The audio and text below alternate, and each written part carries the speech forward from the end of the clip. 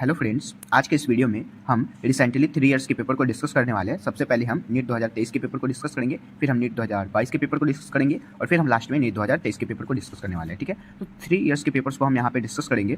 जैसा कि आपको पता है कि नीट 2021 का पेपर है ना, नीट 2023 में काफ़ी ज़्यादा रिपीट हुआ था, मतलब कि डायरेक्टली क्वेश्चन से ही रिपीट हो गए थे। ठीक है, तो प्रत्येक ईयर जो है ना, नीट के प्रीवियस ईयर क्वेश्चन को करना काफ़ी ज़्यादा इंपॉर्टेंट इसलिए है क्योंकि प्रत्येक ईयर क्या होता है कि क्वेश्चन भी रिपीट हो जाते हैं, साथ साथ कंसेप्ट रिपीट होते हैं। तो हमारे इस रिसेंटली वाले क्वेश्चन जो है वो काफ़ी ज़्यादा हमारे लिए इंपॉर्टेंट है। ठीक है, तो इस वीडियो में हम 3 इयर्स के पेपर को डिस्कस करेंगे। इसमें सारे क्वेश्चंस को हम बारी बारी से एक एक करके कंसेप्चुअल वे में अच्छे से करने वाले हैं।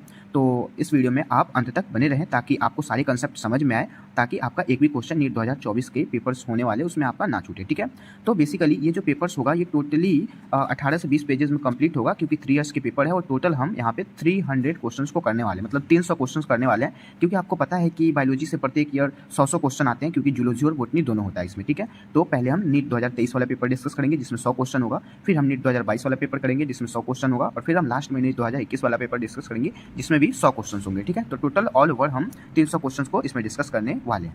तो स्टार्ट करते हैं हम अपना वीडियो बिना किसी देरी के। सबसे पहले हम डिस्कस करेंगे नीट 2023 के पेपर को। यहाँ पे टोटल हम 100 क्वेश्चंस को डिस्कस करेंगे। ठीक है, उसके बाद फिर हम आगे के नीट 2022 वाले पेपर पे जाएंगे। ठीक है, तो फर्स्ट हम क्वेश्चंस यहाँ पे डिस्कस करते हैं। ऑल ओवर हम इस वीडियो में 100 क्वेश्चन को कवर करने वाले हैं। ठीक है, तो ये वीडियो थोड़ा सा लंबा हो सकता है, आप अंत तक बने रहेंगे। ठीक है, तो फर्स्ट क्वेश्चन कहा जा रहा है the phenomena of pleiotropism refers to. ठीक है, तो मतलब कि बताना है कि प्लियोट्रोपिज्म के विषय में आपको बताना है कि उसका फिनोमेना किस चीज़ को रिफर करता है। तो सबसे पहले प्लियोट्रोपिज्म जो होता है ये एक प्रकार का सिंगल जीन होता है जो कि अफेक्ट करता है किसको, मल्टीपल फिनोटिपिक एक्सप्रेशन को। ठीक है, तो यहाँ पे ये राइट आंसर हो जाएगा। अगेन आते हैं हम अपने नेक्स्ट क्वेश्चंस पे। नेक्स्ट क्वेश्चंस कहा जा रहा है in a tissue culture experiment leaf mesophyll cell are put in a culture medium to form calluses and this phenomena may be called this is the differentiations. ठीक है, तो इस phenomena को हम डी डिफरेंशिएशंस के नाम से जानते हैं। ठीक है, ओके अगेन आते हैं फिर नेक्स्ट क्वेश्चंस पे। नेक्स्ट क्वेश्चंस कहा जा रहा है movement and accumulations of ion express across a membrane against their concentration gradient can be explain by this is known as active transport. ठीक है, इस चीज़ को एक्टिव ट्रांसपोर्ट के नाम से जाना जाता है। ओके अगेन आते हैं फिर नेक्स्ट क्वेश्चंस पे।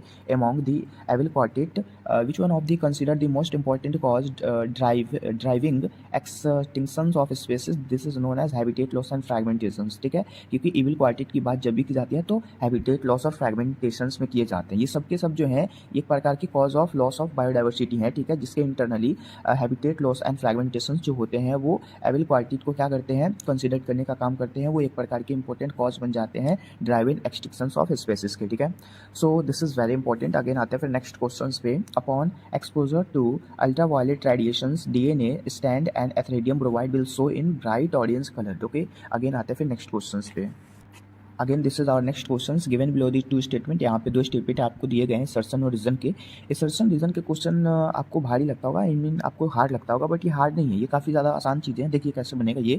सबसे पहले आपको ना यहाँ पे पढ़ते समय जब क्वेश्चन सॉल्व करेंगे आप तो बिल्कुल ही घबराएंगे नहीं, बिल्कुल धीरे धीरे पढ़ेंगे। जैसे असर्शन ए है, ठीक है, तो यहाँ पे हम पढ़ेंगे कैसे। The first stage of gametophyte in a life cycle of moss is protonemal stage. बिल्कुल सही स्टेटमेंट कही जा रही है। ठीक है, उसके बाद फिर यहाँ रीजन क्या कह रहा है, इस चीज़ को फॉलो कर रहा है कि नहीं, वो चीज़ देखेंगे, इसका आंसर इसमें आ रहा है कि नहीं। तो फिर क्या है, protonema develops directly from spores produced by capsule. बिल्कुल सही है क्योंकि प्रोटोनोमा की बात यहाँ पे की गई, यहाँ पे भी की गई और ये भी डायरेक्टली डेवलप करता है स्पोर को। ठीक है, तो यहाँ पे दोनों ऑप्शन सही है, मतलब कि both assertion and reason are correct and are er explain, मतलब correct explanation of a assertion. ठीक है, अगेन नेक्स्ट क्वेश्चन को देखते हैं। What is the role of RNA polymerase third in the process of transcription in eukaryote? The right answer is 1 transcription of tRNA, 5 srRNA and snRNA। ठीक है, again आते हैं फिर नेक्स्ट क्वेश्चंस पे। हमारे नेक्स्ट क्वेश्चंस क्या कह रहा है, the historical conventions of biological diversity the earth summit. तो अर्थ समिट को किसने हेल्प किया था, तो रियो डी जेनेरो ने किया था। कब किया था, 1992 में किया था। Okay, so this is very simple question. Again आते हैं फिर नेक्स्ट क्वेश्चंस पे जिसमें सर्सन रीजन दिए गए, दो स्टेटमेंट है। सर्सन कह रहा है ATP used at the step of glycolysis. तो ये बिल्कुल सही स्टेटमेंट है। ठीक है, और दूसरा जो हमारा स्टेटमेंट कह रहा है रीजन का, the first ATP is used in converting glucose into glucose 6 phosphate and second ATP is used in conservation of fructose 6 phosphate into fructose 1,6 disulphate. ठीक है, तो यहाँ पे असर्शन और रीजन दोनों के दोनों करेक्ट हैं। So both assertion and reason are true and R is correct explanation of assertion. ठीक है, अब यहाँ पे कुछ लाइन मैंने लिखी है इस क्वेश्चन के रिगार्डिंग, जैसे कि फर्स्ट स्टेप जो होता है इसका इंटरनली वो सेलुलर रेस्पिरेशन कहलाता है। ठीक है, यहाँ पे आपको ये याद रहनी चाहिए। उसके बाद फिर ये जो ग्लूकोज होता है ये किस चीज़ में कन्वर्ट होता है, ग्लूकोज 6 फॉस्फेट में, और इसके बाद फिर ये जो फ्रुक्टोज बन जाता है यहाँ पे, तो फ्रुक्टोज 6 फॉस्फेट जो होता है वो ग्लूकोज 1,6 डाइसल्फेट में कन्वर्ट होता है। तो ये सब आप बातें याद रखेंगे। अगेन आते हैं नेक्स्ट क्वेश्चन पे।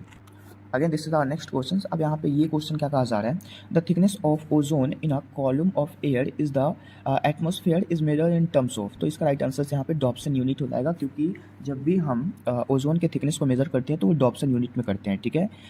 अगेन फिर ये तो ऐसे रिड्यूस्ड हो चुका है, बट आगे आते हैं नेक्स्ट क्वेश्चन। फिर यहाँ पे क्या कह रहा है, टू स्टेटमेंट दिए गए, endarch and exarch are the term often used for describing the positions of xylem, मतलब secondary xylem in the plant body, ठीक है। तो ये ऑप्शंस बिल्कुल सही है, सॉरी हाँ ये ऑप्शंस बिल्कुल ही सही नहीं है, क्योंकि यहाँ पे जो सेकेंडरी जाइलम कह रहा है इसकी जगह पे यहाँ पे प्राइमरी जाइलम होगा, सिर्फ और सिर्फ प्राइमरी जाइलम, ना कि बोथ सेकेंडरी एंड प्राइमरी। तो ये स्टेटमेंट गलत हो गया। अगेन नेक्स्ट मतलब ये स्टेटमेंट यहाँ पे रॉन्ग हो गया। अगेन फिर नेक्स्ट क्वेश्चन देखते हैं, exarch conditions is the most common features of the root, मतलब कि रूट सिस्टम, ठीक है। तो ये ऑप्शन बिल्कुल सही है, लेकिन यहाँ पे एक्सचार्ज और इंडार्ज दोनों है, तो सिर्फ और सिर्फ प्राइमरी जाइलम होगा, ना कि बोथ जाइलम, ठीक है। तो first is incorrect but second is correct, so statement third is the right answer. यहाँ पे statement first is incorrect but second is true correct, ठीक है। अब आते हैं फिर हम अपने नेक्स्ट क्वेश्चन पे। नेक्स्ट क्वेश्चन यहाँ पे कहा जा रहा है, identify the pair of heterosporous pteridophyte among the following. तो सिलाजिलेना साल्विनिया इसका एग्जांपल होगा, और भी कुछ एग्जांपल्स है जैसे कि यहाँ पे मेरिसिलिया हो गया, एजोला हो गया, उसके बाद जो भी एग्जांपल्स हैं आप यहाँ पे याद कर सकते हैं, ठीक है। अगेन आते हैं फिर नेक्स्ट क्वेश्चन पे, आइडेंटिफाई द करेक्ट स्टेटमेंट, जैसे कि डेट्री वोड परफॉर्म फ्रेगमेंटेशंस, बिल्कुल बात सही है। डेट्री वोड जो भी मतलब डेड डिकेइंग प्लांट्स होते हैं, जो भी मतलब कि मरे हुए चीज़ों को खाते हैं, उसको डेट्री वोड बोलते हैं, और वो फ्रेगमेंटेशंस के प्रोसेस के माध्यम से ही वो परफॉर्म कर पाते हैं फंक्शंस, ठीक है।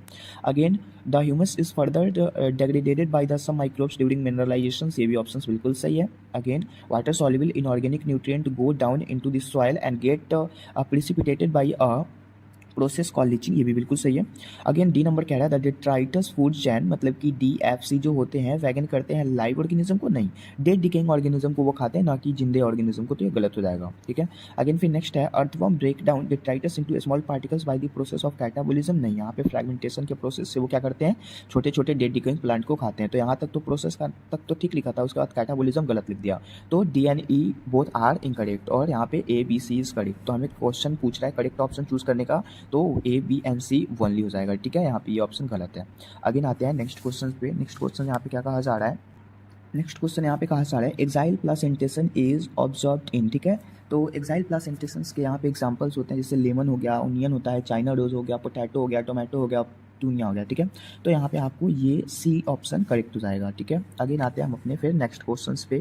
फैमिली फैबेसियाई डिफर्स फ्रॉम द सोलेनेसियाई, मतलब कि फैमिली फैबेसियाई जो होता है वो सोलेनेसियाई और लिलियासियाई से डिफरेंट होता है, ठीक है, with respect to the stamen के रिस्पेक्ट में, ठीक है। उसके बाद फिर है, pick out the characteristic specific to family Fabaceae but not found in the Solanaceae and Liliaceae, मतलब कि वैसा ऑप्शन चूज करें जो कि सिर्फ और सिर्फ Fabaceae के रेफरेंस में हो, ना कि यहाँ पे Solanaceae और Liliaceae के रेफरेंस में हो। तो इसका राइट आंसर यहाँ डी हो जाएगा, डायडेल्फस एंड डाइथिकस एंथर जो होता है वो सिर्फ और सिर्फ Fabaceae होते हैं, बाकी वो Liliaceae और Solanaceae नहीं होते, ठीक है। आगे आते हैं फिर नेक्स्ट क्वेश्चन पे। नेक्स्ट क्वेश्चन यहाँ पे कहा जा रहा है, the reaction centre of photo system second has an absorption maximum at 680 nanometre, ठीक है। जब भी आपको PS सेकेंड की बात की जाएगी तो यहाँ पे 680 नैनोमीटर होगा, और जब भी आपको PS1 की बात की जाएगी तो ये 20 बढ़ जाएगा, मतलब कि 700, ये हो गया 700 नैनोमीटर, ठीक है। तो दोनों आप याद करें, ताकि अगर इस पे क्वेश्चन आ गया तो इस पे क्वेश्चन पूछा जा सकता है, ठीक है। आगे आते हैं फिर नेक्स्ट क्वेश्चन पे। नेक्स्ट क्वेश्चन से यहाँ पे क्या पूछा जा रहा है, नेक्स्ट क्वेश्चन यहाँ पे पूछा जा रहा है, during the purification process for recombinant DNA technology addition of chilled ethanol precipitate out. तो इसका राइट आंसर से यहाँ पे क्या हो जाएगा, इसका राइट आंसर से यहाँ पे DNA हो जाएगा, okay. So DNA is the right answer, ये पॉलीसैकेराइड यहाँ नहीं होता, ठीक है। अगेन आते हैं अब अपने नेक्स्ट क्वेश्चंस पे। Among eukaryote replication of DNA take place in, तो जब भी DNA का रेप्लिकेशन होगा तो S फेज में होगा, ओके।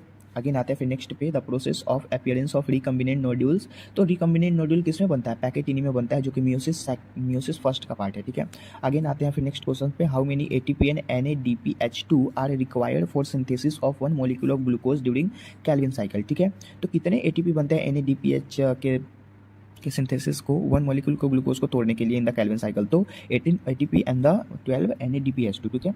तो ये बिल्कुल सिंपल सा क्वेश्चन था। आते हैं नेक्स्ट क्वेश्चन पे। Again this is our next question. यहाँ पे कहा जा रहा है, मतलब सिंपल सा क्वेश्चन है जो कि नीट 2021 में भी आया गया था, ठीक है। यहाँ पे क्वेश्चन पूछा जा रहा है इन द इक्वेशन, मतलब कि यहाँ एक इक्वेशन दिया गया है GPP minus R is equal to NPP. Okay, so GPP is represented gross primary product, R is represented net primary product, so sorry NPP is net primary product, तो R is here dash. तो R क्या बोलेंगे, are को ना यहाँ पे respiratory loss बोला जाता है, ना कि रेस्पिरेटरी क्वेंट या फिर रिप्रोडक्टिव वगैरह वगैरह, ठीक है। यहाँ पे राइट आंसर क्या हो जाएगा, रिप्रोडक्टिव हेल्थ हो जाएगा। ओके, अगेन फिर नेक्स्ट क्वेश्चन देखते हैं। बिल्कुल सिंपल सा ये क्वेश्चन है। देखिए ये क्वेश्चन कहा जा रहा है large colourful fragment flower with nectar seen in, तो इसका right answer insect pollinated plant हो जाएगा, ठीक है। बाकी बर्ड पॉलिनेटेड प्लांट में पी, ऑर्किड, उसके बाद कैक्टस, पाइनएप्पल, ये सब आते हैं। बैक पॉलिनेटेड में मैंगो, बनाना आता है, ठीक है। So right answer is wind pollinated, ठीक है, सॉरी इंसेक्ट पॉलिनेटेड। अगेन आते हैं फिर नेक्स्ट क्वेश्चन पे। यहाँ पे कह रहा है spraying of which of the following phytohormone or juvenile conifer help in the histaining the maturing food that lead to earlier scene production, तो इसका राइट आंसर जिब्रेलिक एसिड हो जाएगा, ठीक है। अगेन आते हैं फिर नेक्स्ट क्वेश्चन पे। नेक्स्ट क्वेश्चन से यहाँ पे क्या पूछा जा रहा है, which micronutrient is required for splitting of water molecule during photosynthesis, तो इसका राइट आंसर यहाँ पे मैग्नीज हो जाएगा। ओके, मैग्नीज तो ऑप्शन का है, लेकिन मैंने यहाँ पे एक क्लोरीन ऑप्शन अलग से लिख रखा है, ये भी आप ऑप्शन से याद रखेंगे। अगेन आते हैं फिर नेक्स्ट क्वेश्चन पे। एक्सप्रेस्ड सीक्वेंस टैग मतलब ETS रिफर्स टू, तो ये किस चीज़ को रिफर्स करता है, ये ऑल जीन जो होते हैं वो RNA को एक्सप्रेस करने के लिए एक्सप्रेस करने लगते हैं, तो उस चीज़ को रिफर्स करता है, ठीक है। अगेन फिर नेक्स्ट क्वेश्चन को देखते हैं।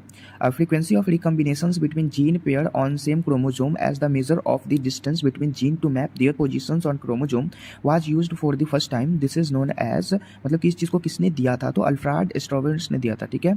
तो Sturtevant is the right answer. Again आते हैं फिर नेक्स्ट एसेंशियल रीजन के क्वेश्चन पूछे गए, सॉरी स्टेटमेंट बेस्ड। इसे स्टेटमेंट फर्स्ट कह रहा है the forces generated by the transcription can lift of the xylem size column of water over 130 metres height, तो ये बिल्कुल सही ऑप्शन है, ठीक है।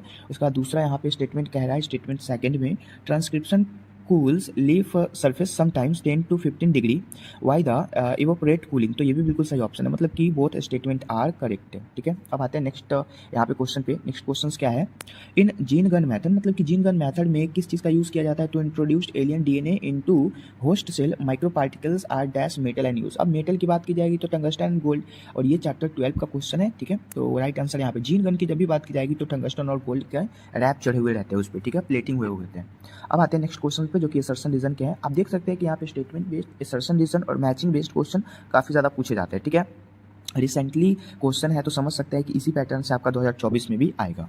अगेन अब आते हैं असर्शन और रीजन में। असर्शन में पूछा जा रहा है, असर्शन में कहा जा रहा है late wood have fewer xylem element with the narrow vessels, बिल्कुल सही ऑप्शन है। और रीजन कह रहा है cambium is less active in the winter, बिल्कुल सही है, मतलब कि both statement are correct and reason is follow in the explanations of A, तो fourth is the right answer. अब आते हैं नेक्स्ट क्वेश्चन पे। This is our next question, what is the function of tassels in the corn cap, तो इसका right answer to trap pollen grain, pollen grain को trap करने का काम करते हैं कौन, कॉर्न कैप जो होते हैं उनका फंक्शन सही होता है। अगेन आते हैं next question, in angiosperm the